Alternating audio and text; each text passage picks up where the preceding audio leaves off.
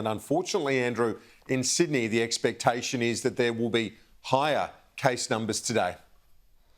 Yes, no end to lockdown in sight here, Kieran. New South Wales cases a record 319 yesterday with 5 more deaths, with a higher case figure expected today.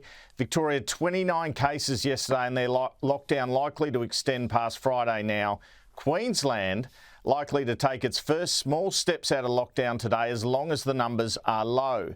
The federal government continue to push behind the scenes, as I've reported they have done for weeks, for a harder lockdown effort in Sydney, as New South Wales Premier Gladys Berejiklian instead talks up opening up and living with the virus.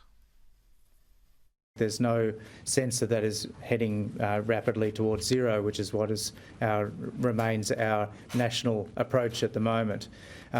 There's clearly a need for a circuit breaker. I've had many discussions with my colleague in New South Wales around that. On Friday, with the Prime Minister and Premiers making the firm point to Gladys Berejiklian that she had committed just 1 week previously to only opening up when there was 70 to 80% of the population vaccinated, not in 3 weeks' time in the middle of an outbreak, as she has been indicating at her press conferences. My understanding is one of the key proponents of the live with the virus and we can't control Delta approach in the New South Wales government is the Health Minister Brad Hazzard, who began saying this publicly about 2 weeks into the lockdown.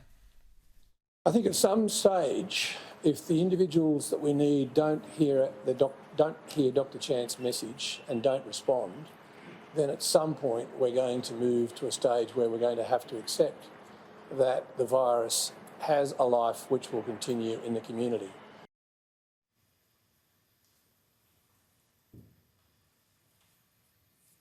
Described to me as a hero on this issue, at one point went around Hazzard and to the Premier Gladys Berejiklian as Hazzard sought not to lock down hard, sources tell me.